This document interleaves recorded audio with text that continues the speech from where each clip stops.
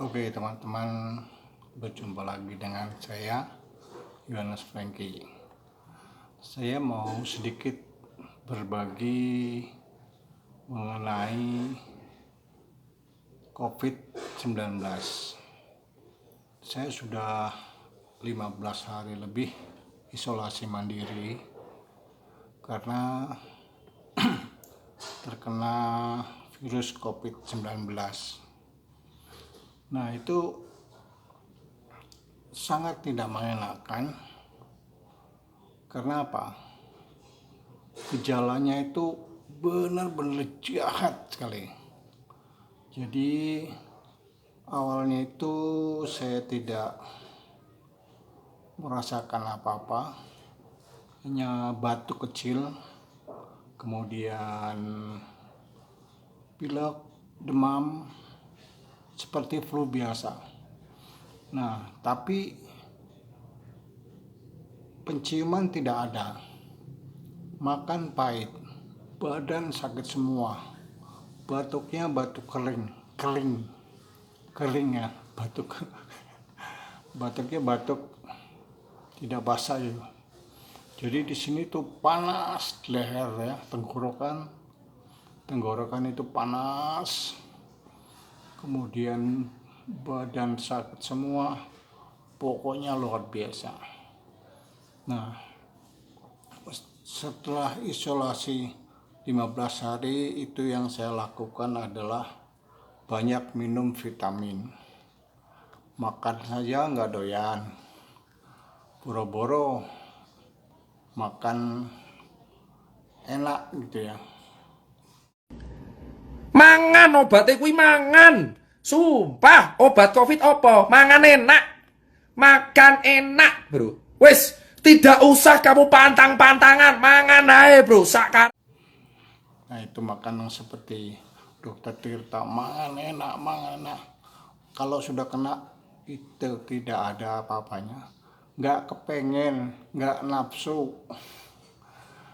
pengennya ya tidur, kemudian minum aja juga itu sangat susah gitu. Karena apa ya, nggak ada nafsu. Teh hangat paling minum sedikit-sedikit, makan nggak, itu harus dipaksa.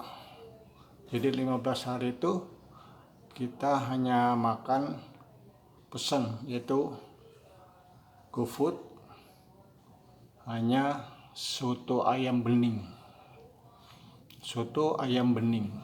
hanya itu aja dari pagi sampai malam itu. Karena itu agak lumayan sedikit membantu untuk makan, karena berkuah ya sudah, hanya makan itu aja. Nah, itu teman-teman, jangan sampai teman-teman itu ya ikutilah peraturan pemerintah. Jangan banyak keluar rumah kalau tidak perlu, tidak penting-penting. Pakai masker double. Kemudian juga jaga jarak, cuci tangan, selalu harus cuci tangan pakai sabun. Nah, itu karena saya juga tidak menyangka kalau bakal akan kena seperti ini. Ini saya sudah lumayan agak membaik, sudah 15 hari setelah tes hasilnya negatif. Sekarang tinggal pemulihan 15 hari ke depan lagi. Jadi biar agak betul-betul, supaya betul-betul badannya fit, kemudian tidak lagi batuk. Sini seperti saya ini masih ada batuknya dikit-dikit, seret dikit-dikit. Nah, itu. Jadi untuk teman-teman yang masih sehat, jangan sombong, jangan suka melawan aturan-aturan pemerintah. Kalau sudah kena, nyeselnya minta ampun, sakitnya minta ampun, sampai nggak bisa apa-apa, mau bangun aja males, pengennya ada rebah, pengennya tidur aja. Nah, 15 hari itu adalah proses untuk penyembuhan. Itu sengsaranya minta ampun, bukan main. Nah, itu 15 hari itu saya mengalami juga mual, kemudian buang-buang air.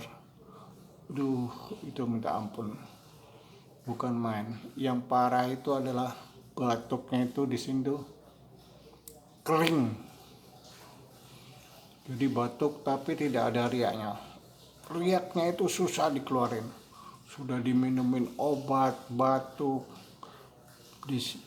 pakai air, minum air jeruk, semua udah nggak mempan. Jadi hanya banyak minum vitamin. Ya memang harus disuplai dengan makanan juga. Dipaksa-paksa sedikit-sedikit walaupun cuma 1 sendok. Ya setelah 15 hari ternyata sudah cukup mengalami proses itu. Kemudian saya sudah rapid, hasilnya negatif. Sekarang tinggal pemulihan. Nah, kenapa saya isolasi mandiri? Karena banyak info dari teman-teman, kalau isolasi di rumah sakit itu akan lebih sengsara. Kenapa? Karena di rumah sakit kalau penuh, kita tidak 100% ditangani. Kemudian kalau sudah penuh, kita akan ditempatkan di tenda. Itu yang saya dengar informasi dari teman-teman. Tidak boleh ditungguin, hanya diinfus.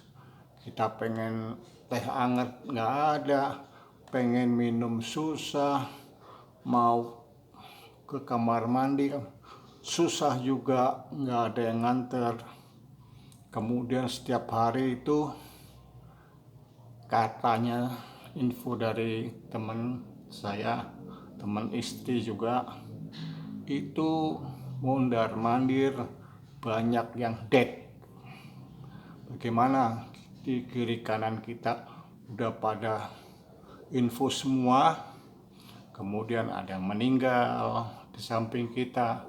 Setiap menit mungkin katanya itu mondar mandir, keranda mondar mandir, mayat mondar mandir. Bagaimana nggak tambah stres? Nah, makanya lebih baik isolasi mandiri di rumah. Kalau ada keluarga yang masih agak sehat, bisa membantu kita untuk membuatkan teh, makan. Kemudian ya paling tidak bisa memberikan minum obat dan lain sebagainya. Itu pengalaman saya. Sekarang saya harap semua teman-teman yang belum pernah jangan sampai kena, dan juga jangan mengabaikan anjuran pemerintah. Ya, itu aja. Mudah-mudahan ini bermanfaat. Semoga kalian sehat. Awalnya gue ini vaksin di indoor Senayan tuh kan. Nah, bawa pulpen ceritanya nih. Pulpen ini ya buat ngisi-ngisi pom ya. Ya udah tuh, gue lupa pakai pulpen panitia. Abis itu kucek-kucek. Pas kucek mata itu gue baru inget ya. Kata gue kok gue ngucek. Ya udahlah, vaksin lah. Hari pertama nggak ada masalah, makan banyak apa, nggak ada gejala, nggak ada. Nah hari kedua, gue ke tempat temen gue nih. Nah di situ mulai ada gue makan mie nggak berasa pahit. Loh kata gue ya kena nih gue nih. Terus ganti mie goreng, sama aja udah nggak jadi, udah nggak enak tuh badan tuh udah. Nah malam nih mulai anget. Nyari 32 rumah sakit di Jakarta. Maunya PCR doang, habis itu dia nggak mau nerima nginepan. Kalau buat kamar nggak ada pak, kita nggak punya oksigen segala macam alasan. Kata gue gimana caranya udah, yang penting gue nginep di tempat lu.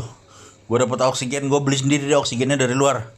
Ya udah, oksigen dari 1 biji gue punya yang kecil-kecil tuh, ya kan, sampai 8 biji karena bingung takut ngisi ulangnya kan. Ya udah, keliling-keliling lah nyari rumah sakit tuh. Pertamina kayak begitu ditaruh digeletakin di luar segala macam. RSUD Jakarta putus, pokoknya udah gue racak. Dapat info coba katanya di RSUD Bekasi, Kota Bekasi. Siang jam 1 itu. Siang jam 1 ke sana. Gak taunya 200 meter menuju nyampe gerbang rumah sakit tuh udah banyak anak-anak panitia apa kok satgas covid gitu, jadi meriksain mobil. Covid ya ya udah turun nggak boleh masuk rumah sakit mobilnya. Jadi disuruh turun, guanya diturunin, disuruh nyewa ginian nih, kalau nggak tempat tidur apa namanya, kursi roda. Nah gue nyewa kursi roda tuh di situ tuh dari jam 1 siang sampai jam 6 maghrib itu sambil didata sepanjang jalan. Nggak ada tempat berteduh, nggak ada pohon, nggak ada apa, panas-panasan gue di situ. Itu dari jam 1 sampai jam 6 aja gue ngeliat orang 8 yang mati depan gue. Yang diranjang lah, yang lagi didorong-dorong pakai kursi roda toto mati, ya kan, yang baru diturunin di mobil, anaknya lagi seneng-seneng nyampe rumah sakit toto mati. Buset kata gue. Emang yang mati-mati yang gue perhatiin nih, yang seumur-umuran gue ini nggak ada yang sekitar gocap 60, yang segitu-segitu umurnya. Ya udahlah, tuh gue akhirnya maghrib nyampe halaman RSUD Kota Bekasi tuh tetap nggak dapat apa-apa gue. Gue ke tenda BNPT.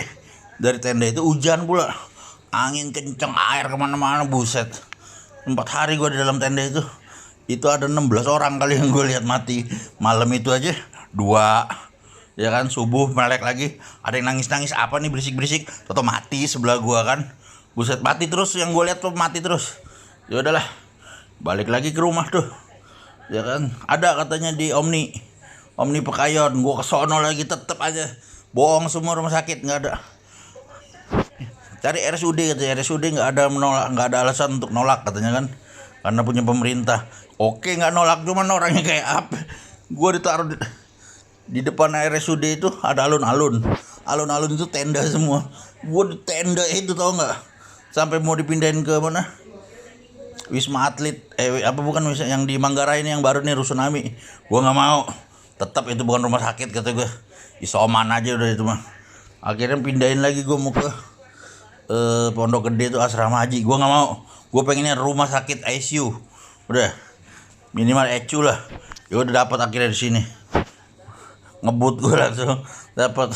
Udah nggak lihat orang mati lagi, gue udah di sini.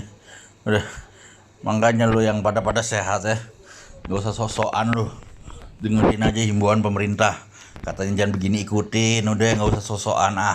Konspirasi lah apalah, bikinan siapa lah, bisnis covid, bisnis vaksin, udah itu mau bodo amat, itu mau urusan dia. Yang penting jangan sampai masuk ke badan lu, udah gitu aja.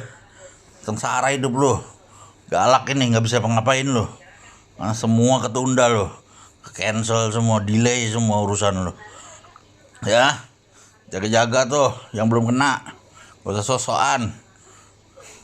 Rajin-rajin jemur badan,